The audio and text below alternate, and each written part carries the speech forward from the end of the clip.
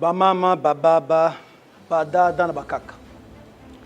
Bakwetu Bagira, Kadutu, Ibanda na kando ya ville ya Bukavu. Et mes très chers compatriotes, Djambo. Je vous remercie déjà de votre soutien et de votre attention.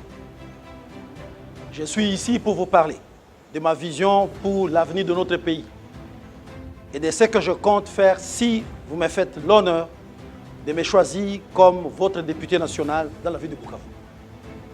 Moi, je suis Aimé Jules Mouroula Manegabe, fils de Sylvestre Manegabe Bazirache, dit Rangimoya, et de Marceline Tchekanabo, moi, Boussikiro. Alors que mes parents habitaient déjà la commune de Bagira. Je suis né à Kabamba Katana, un territoire de Kabare, le 5 janvier 1970. Je suis le fils aîné d'une famille de 11 enfants dont Chantal Mounyerenkana dit Mamamoz et Magui Makalanga Manegabe dit Shanga Magui. Toutes d'heureuse mémoire, cette dernière ayant décédé alors qu'elle assumait les fonctions de sous-prophète de l'EPSP dans la ville de Bukavu. J'ai été orphelin à 9 ans. Je suis marié et père de 7 enfants, dont une seule fille. Je suis de la socio-économie et planification du développement, avec une concentration et une expérience variée dans les secteurs publics, de la coopération bilatérale et des organisations internationales diverses. Je suis enseignant, écrivain et chercheur concentré sur les questions de décentralisation et de la gouvernance locale. J'ai une ceinture noire en Jiu-Jitsu et je suis détenteur de plusieurs prix de mérite et de bravoure. Sous ce régime, j'ai été conseiller du président de la République au Collège juridique et administratif. Et actuellement, depuis ce semestre, je suis son conseiller au Collège planification, agriculture, pêche et élevage. Vous aurez donc compris que je suis de l'Union sacrée de la nation.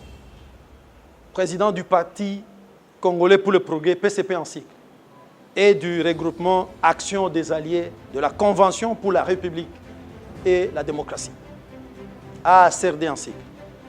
Je soutiens donc la réélection de son Excellence, Monsieur le Président de la République, Félix-Antoine Tshisekedi Tshilombo, candidat numéro 20 à la magistrature suprême. Pour ma petite histoire, et convaincu par la pertinence du développement local, je voulais être conseiller municipal dans cette ville en 2006, alors que j'étais déjà secrétaire général du PCP. Malheureusement, les élections locales n'ont jamais été organisées jusqu'à cette période. En 2011, comme en 2015, j'ai eu des ambitions à la députation provinciale à Bukavu. Mais les élections provinciales n'étaient pas aussi organisées. En 2018, j'ai été finalement candidat dans cette même ville. Mais malgré vos efforts et sacrifices divers, le contexte n'a pas permis que je sois proclamé élu. J'en profite d'ailleurs, et encore une fois de plus, pour vous adresser tous mes remerciements et toute ma gratitude pour ces efforts consentis. C'est entre autres et grâce à cela qu'au terme de ces élections, il avait plu à son Excellence, Monsieur le Président de la République, de me désigner comme un de ses collaborateurs aux qualités et titres susmentionnés.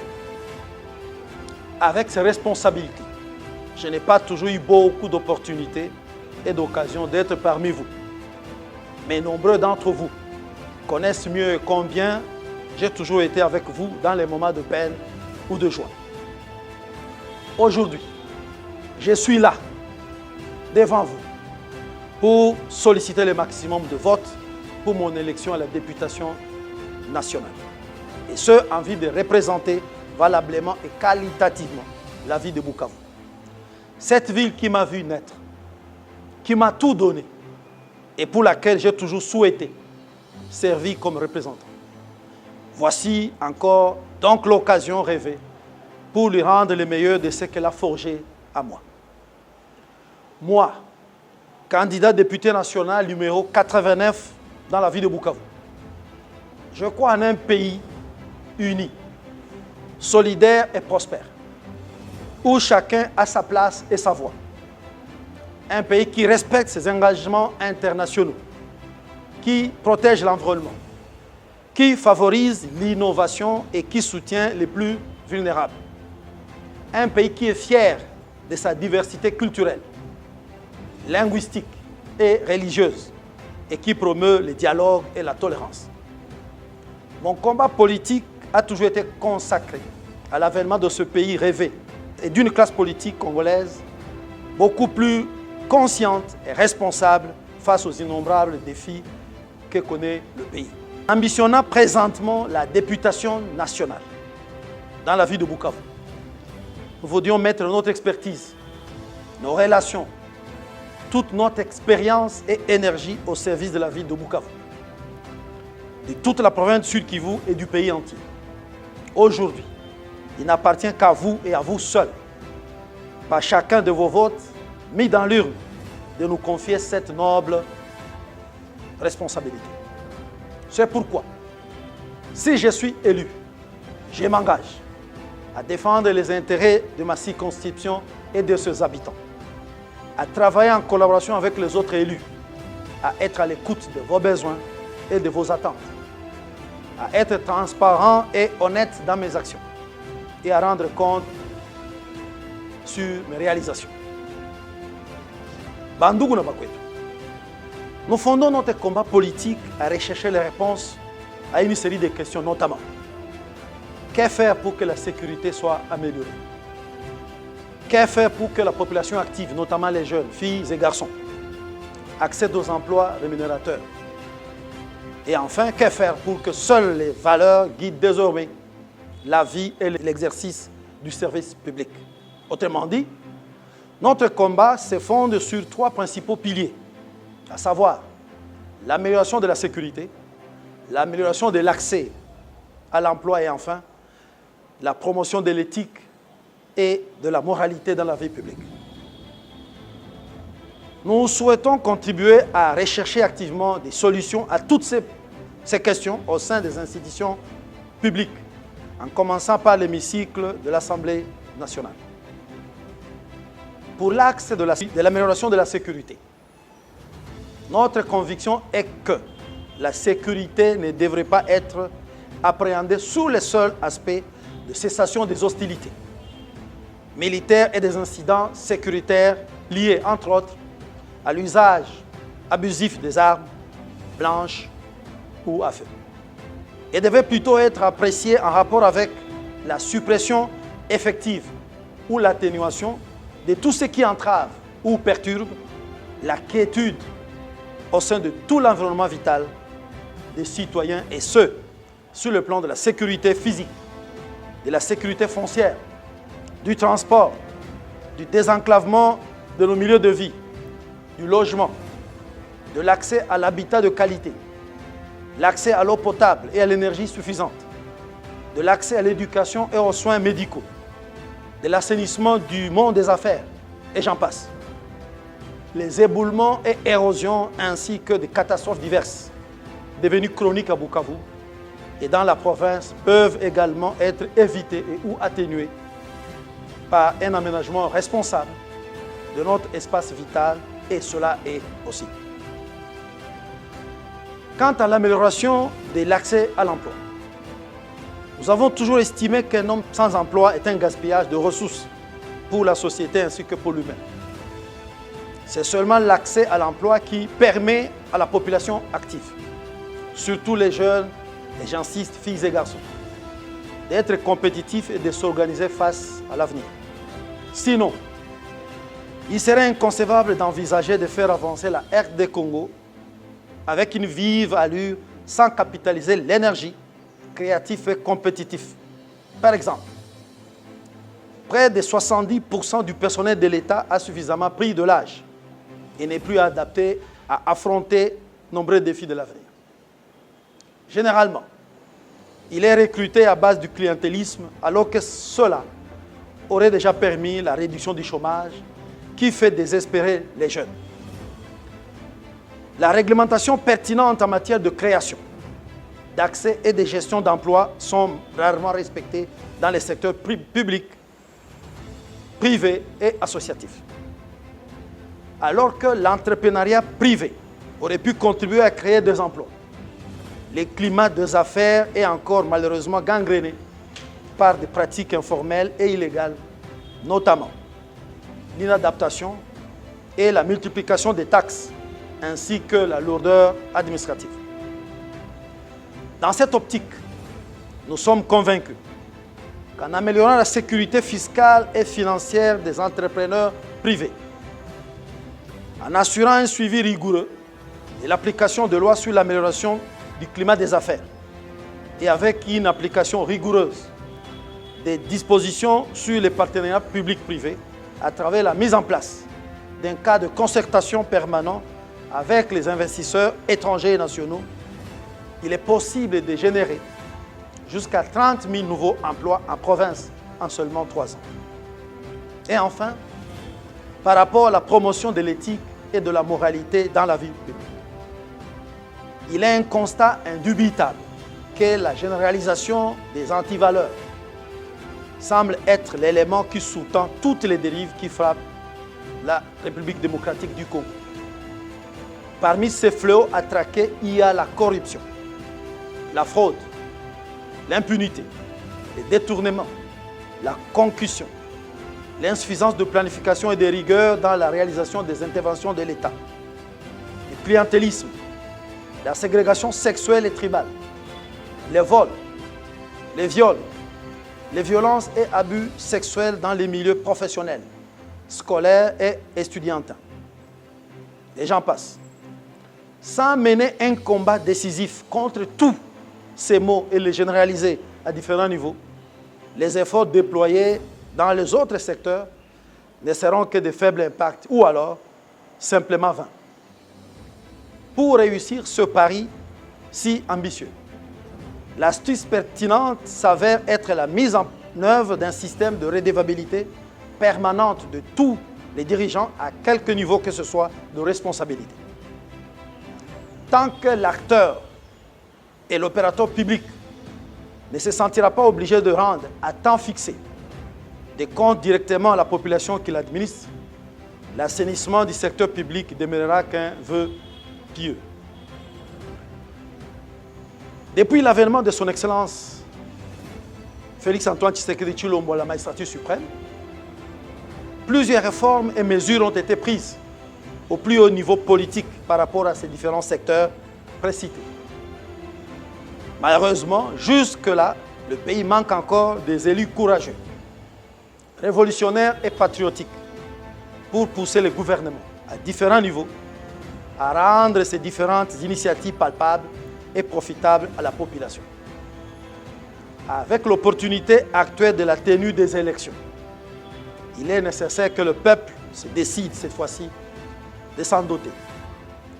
Malheureusement, vous avez déjà été témoin des élections de 2006 et celles de 2011, ainsi que celles de 2018, sans que notre vécu quotidien ne soit réellement changé. Même si on s'est plaint de la qualité des élus nationaux et provinciaux, c'est aussi et beaucoup plus de notre responsabilité lorsque nous jouons notre rôle d'électeurs. Pour la plupart des fois, nous n'avons pas été plus rigoureux pour différencier un opérateur économique d'un opérateur politique. Un acteur politique engagé d'un opérateur politique opportuniste et démagogue. Un chercheur d'emploi d'un porteur de vision politique pour affronter les enjeux stratégiques de notre société. Bien plus, les bruits physiques, psychologiques, socio-économiques et culturels, ainsi que le bruit sonorifique dans lequel se déroulent régulièrement les campagnes électorales depuis 2006, ne nous permettent pas non plus de dissocier les farceurs, les opportunistes, les distracteurs politiques des personnes réellement engagées pour la cause communautaire, provinciale et celle de l'émergence de l'ensemble de notre pays face aux divers enjeux du monde actuel. Malheureusement, ceux-là même qui ont volé nos rêves, notre avenir, viennent encore vous demander une fois de plus de les responsabiliser comme élus. Ceux qui ont eu du remords à ne plus se positionner ont envoyé leurs adeptes, leurs enfants biologiques ou leurs dépendants à venir nous voiler la face. Voire des opportunistes et aventuriers de grands chemins se sont également rangés dans l'ordre de bataille, confondant la compétition électorale avec une offre d'emploi public sans exigence. Pourtant, vous leur avez confié la responsabilité d'élu. Mais nos problèmes sont restés entiers et certains se sont même multipliés. Vous les avez mis aux affaires et ils se sont occupés de leurs propres affaires et de leurs projets personnels, oubliant nos problèmes d'insécurité, de chômage et d'incertitude multiformes. Vous les avez vus ignorer les préoccupations de notre province, le Sud Kivu, l'ancien chef-lieu du Grand Kivu, qui est devenu le cadet des provinces démembrées de ce dernier, sur différents aspects, y compris celui des infrastructures et des dynamiques de développement. Vous les avez vus comploter avec les agresseurs de notre pays, avec les pilleurs de nos ressources et destructeurs de nos mœurs dans la province du Sud Kivu et du pays. Parce qu'ils voulaient à tout prix gagner de l'argent et encore de l'argent pour eux et pour eux seuls. Parce que certains d'entre nous estiment qu'il ne faut voter que pour ceux qui distribuent de l'argent et des faveurs matérielles. Avons-nous encore besoin d'être sensibilisés sur le fait qu'après le vote d'un seul jour, ils se serviront pendant 5 ans, sans redevabilité, du pouvoir que nous leur aurons donné pour récupérer leur argent et le fructifier? Avons-nous encore besoin d'être conscientisés sur le fait qu'ils vont toujours exploiter nos malheurs pour se positionner? Pour preuve et à titre d'exemple, où sont passés ceux-là qui ont organisé les mangeoires publics à Bukavu pendant 30 jours consécutifs de campagne? Ont-ils défendu des lois ou la mise en place de programmes pour assurer l'autonomie alimentaire de leurs électeurs? Parce que l'on croit à des opportunistes profitant des infrastructures de l'État pour baisser les prix du transport, voire ceux qui ont organisé les transports gratuits pendant les campagnes électorales. Avez-vous encore besoin de comprendre qu'ils ont été incapables de légiférer sur les facilités et la sécurisation du transport ou la mise en place de programmes de développement des infrastructures de transport en commun? Parce que l'on croit facilement à ceux qui contribuent à réparer un pont, une école, un poste de santé, un petit marché ou à placer quelques lampadaires sur la voie publique. Avez-vous encore besoin d'être sensibilisé sur le fait que la plupart d'entre eux pillent les caisses de l'État en empêchant ce dernier à jouer correctement et amplement son rôle de doter nos entités des infrastructures publiques de qualité et comme par ironie du pyromane devenu pompier, ils se font passer pour des sauveurs et compatissants, en plus de nous charger des dettes morales. Pour ceux qui sont aux affaires, pourquoi n'alignent-ils pas ce projet au budget de l'État, afin qu'il soit durablement et globalement pris en charge? Et d'ailleurs, d'où est-ce qu'ils tirent l'argent qu'ils affectent à ces projets que tout un État pour lequel ils travaillent n'arrive pas à disposer? Jusqu'à quand allons-nous continuer à confier la gestion de notre société à des incompétents, immoraux, jouisseurs, inaccessibles, imbus, tricheurs, égoïstes à outrance et qui se taisent permanemment face aux cris de nos malheurs communs? Jusqu'à quand allons-nous continuer à confier la gestion de notre avenir à des gens incapables à se gérer eux-mêmes ou à gérer leur famille pour gérer nos problèmes collectifs déjà complexes? Jusqu'à quand allons-nous continuer à confier la gestion de notre patrie à des traîtres qui complotent avec des réseaux mafieux contre notre pays et qui les mettent en péril à partir de notre province et de notre ville de Bukavu? Jusqu'à quand allons-nous continuer à confier le bien commun à des gens qui nous divisent en tribus, en ethnie, en classe sociale, en quartiers de pauvres et quartiers de riches? Jusqu'à quand finalement allons-nous rater de comprendre et de faire des élections une véritable source de changement de notre société? Quel est finalement notre problème? Est-ce celui de résoudre un problème d'une heure ou d'un jour et décider de laisser aux opportunistes jouisseurs de se servir de nous pendant au moins 5 ans? est celui de comprendre qu'une bonne représentation permet de résoudre le problème collectif. Et que pour que cela soit possible, il faut responsabiliser des citoyens qui soient engagés, compétents et moraux. Curieusement, intellectuels et analphabètes, leaders religieux, croyants et non-croyants, ceux qui se disent révoltés comme les naïfs, leaders sociaux et influenceurs divers, nous nous comportons généralement de la même manière. Nous continuons à croire que ceux qui nous ont tués hier peuvent s'organiser de bonne foi pour nous ressusciter demain. Que ceux qui nous ont volé nos rêves et hypothéqué notre avenir vont par miracle nous restituer notre dû ou nous aider à mieux organiser et nous émanciper de leurs manipulations, ou encore ceux qui nous ont trahis vont se confesser et exposer cette fois-ci leurs alliés. Très chers compatriotes, les votes d'un jour déterminent votre vie ainsi que la vie de nous tous durant au moins 5 ans. S'il y a des aspects pour lesquels nous devions être plus exigeants, c'est surtout l'avenir de notre pays et de notre province au regard de sa répercussion sur notre propre vie et celle de nos enfants d'aujourd'hui et de demain.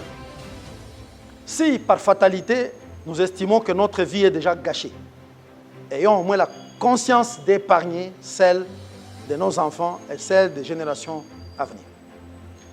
Arrêtons donc de dire que ces députés sont mauvais, égoïstes, inefficaces ou voleurs parce que c'est nous-mêmes que les avions élus alors que nous connaissions qu'ils étaient incompatibles au rôle de nous représenter. Mais au nom de leur argent, de notre appartenance tribale ou politique et parfois de notre propre naïveté et populisme, au nom des soi-disant autorités morales, nous en avons fait des élus. Arrêtons de nous plaindre de leurs mensonges parce que nous les avons vus seulement généreux, compatissants, accessibles et intéressés à la gestion de la chose publique que pendant la campagne électorale. Bien avant, ils étaient dans leurs affaires privées et loin de nos problèmes. Et tout d'un coup, comme par la magie d'une génération spontanée, ils ont fait irruption dans notre vie politique. Arrêtons de nous plaindre que la vie de Bukavu se détériore, que la province Sud Kivu recule par rapport aux autres provinces et que le pays n'est pas défendu par ses élus. Alors que vous savez qu'il nous a toujours été demandé de choisir les meilleurs d'entre nous pour défendre les intérêts du pays, de la province et de la ville. Mais nous avions souvent opté pour les vendeurs de vent et des chimères, des distributeurs de petites faveurs matérielles et financières, pour les chercheurs d'emploi et ceux qui voulaient se servir des postures officielles pour protéger leurs biens mal acquis pour la plupart. Arrêtons donc de faire croire aux autres que les immoraux peuvent devenir moraux par baguette magique, que les malhonnêtes peuvent se convertir en hommes honnêtes par Bluetooth, ou que les incompétents peuvent se métamorphoser en compétents parce qu'ils nous distribuent des faveurs matérielles ou donnent l'impression d'être compatissants. Même élus, ils demeureront jouisseurs, malhonnêtes, immoraux et incompétents parce que c'est leur vocation et leur nature intrinsèque. S'il vous plaît, ne perdons pas de vue que le Sud Kivu en général, et particulièrement la ville de Bukavu, a longtemps fait la fierté légendaire d'être une entité rigoureuse, citoyenne, résiliente, révolutionnaire et combattante pour le développement. Même si l'homme ressemble plus à son temps qu'à ses parents, qu'est-ce que nous ne disposons pas pour redorer le blason? Avec une forte densité d'universités, d'institutions d'enseignement supérieur et de centres de recherche dont certains comptent parmi les meilleurs du pays ou de la région. Avec une forte diversité d'églises orthodoxes, pentecôtistes et de réveil. Avec une société civile multiforme, résistante et reconnue pour sa rigueur et son patriotisme, ainsi qu'une fédération des entreprises économiques qui a su épargner la province Sud Kivu des pillages et des pièges des années 90, qui avaient affaibli toutes les autres parties du pays. Avec un esprit d'entrepreneuriat dynamique chez les jeunes et chez les femmes. Qu'est-ce qui manque à la vie de Bukavu de se doter des élus de qualité qui ressemblent à sa vocation de province leader en vue d'affronter les innombrables problèmes qui l'agace continuellement. Sincèrement, tu n'as pas choisi bien, tu n'as pas. La ville de Bukavu, la province Sud Kivu et en général, la RDC a besoin de citoyens engagés, des élus de qualité, à la fois techniques, politiques et patriotiques. C'est pourquoi, moi, Aimé Jules Mouroula Manegabe, candidat député national numéro 89, et mes suppléants qui sont également candidats à la députation provinciale à Bukavu, nous ne demandons qu'une seule chose. Une seule chose. Donnez-nous la chance d'être parmi les élus de Bukavu et vous verrez la différence dans la représentation d'une population qui veut changer sa vie. Pour ce qui me concerne, je ne construirai pas de route parce que cela n'est pas le travail d'un élu, qu'il soit national, provincial ou local. Il est certes vrai que le Sud Kivu a besoin de routes asphaltées qui relient la ville de Bukavu à tous les territoires en vue de l'amélioration du bien-être de la population urbaine et celle des milieux ruraux. Je peux vous rassurer qu'aucun individu, à part un démagogue ou un industriel milliardaire philanthrope, ne peut se targuer de décaisser de millions de dollars américains pour asphalter une route d'une importance économique telle que Bukavu à Barakafi, Bukavu à Kamituga, Bukavu à Shabunda, Bukavu à Walikale ou encore Bukavu à Minova Goma. Il n'y a que l'État et ou les partenaires publics privés qui peuvent le faire. À ce sujet, moi, Aimé Jules Mouroula, candidat numéro 89, je m'engage à lutter au sein de l'Assemblée nationale pour faire inscrire ce type de projet, notamment l'asphaltage de routes du Sud Kivu au budget national, et à assurer un contrôle soutenu et rigoureux des ministres pour que cela soit matérialisé sur le terrain de manière la plus sérieuse et responsable possible. Il en sera de même pour l'agriculture et l'élevage, la protection de l'environnement et de la biodiversité, l'aménagement du territoire, l'éducation, la santé, ainsi que l'industrie et l'électrification rurale ou urbaine, afin de créer des opportunités de valorisation des ressources et la création des emplois. Je ne saurais pas vous distribuer de l'argent parce que personne de normal et de sensé ne saurait le faire si et seulement si il gagne honnêtement son salaire.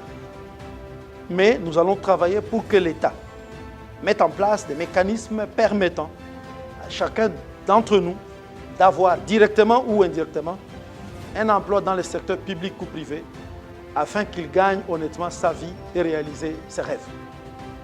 Je ne plaiderai pas pour que mes enfants et mes dépendants, les membres de ma famille ou de mon parti politique aient des numéros matricules dans la fonction publique, alors que l'ensemble de mes compatriotes, parfois plus compétents que ce dernier, s'épuisent à distribuer des lettres de demande d'emploi sans suite. Je militerai plutôt que les compatriotes éligibles au poste à pourvoir aient des chances égales à l'accès à l'emploi. Je ne saurais pas faire ce que tous les autres qui ont échoué ont promis, parce que vous êtes témoins de leurs actions et de leurs dires qui étaient mensongers et une efficacité qui a bien suivi leurs prestations. Vous pouvez donc compter sur le fait qu'il existe et qu'il existe encore dans cette vie et dans cette même société des citoyens pouvant encore tenir leurs promesses. Rappelez-vous que j'ai travaillé au Parc national de Kahuzi-Biega, précisément au sein du projet de coopération bilatérale entre la République démocratique du Congo et l'Allemagne pendant près de 10 ans. J'ai travaillé au sein de l'Organisation catholique pour l'aide et le développement Cordate pendant 5 ans. J'ai enseigné à l'Institut supérieur de développement rural et dans beaucoup d'autres institutions d'enseignement supérieur depuis 2004. J'ai été consultant dans plusieurs organisations internationales, nationales et privées, dans la région ou dans le pays, comme en province du Sud Kivu. Ceux qui me connaissent savent que j'ai toujours été dur envers moi-même, en respectant tous mes semblables et que j'ai toujours traité les responsabilités me confiées avec rigueur, honnêteté, loyauté, compétence et professionnalisme. Pendant plus de 20 ans de ma carrière enseignante, Je n'ai vendu aucun syllabus à mes étudiants. Je n'ai exigé quoi que ce soit de personnel à un seul de mes étudiants ou étudiantes. Et je n'ai jamais traité un seul de mes dépendants, de mes étudiants, de mes collaborateurs ou de mes compatriotes avec discrimination. Vous vous rappellerez que la bonne gestion de la chose publique a toujours été mon cheval de bataille, alors que je n'en ai jamais eu le mandat. Moi, Aimé Jules Mouroula Manégabe, candidat député national numéro 89 dans la ville de Bukavu, ainsi que M. Kasereka Bishikwabo Valérie et M. Chigangu Biringane Nicodème, respectivement premier et deuxième suppléant à ma candidature, et tous candidats à la députation provinciale dans la ville de Bukavu. Nous faisons partie de ces compatriotes sur qui le changement peut compter. Je vous prie donc de me faire confiance, de nous donner vos votes, de nous permettre de vous représenter au Parlement, à la fois national et provincial. Ensemble, nous pouvons construire un avenir meilleur pour nous-mêmes, pour nos enfants et pour notre pays. Très respectueusement, acceptez tous mes remerciements et tout notre dévouement à vous servir. Je vous remercie.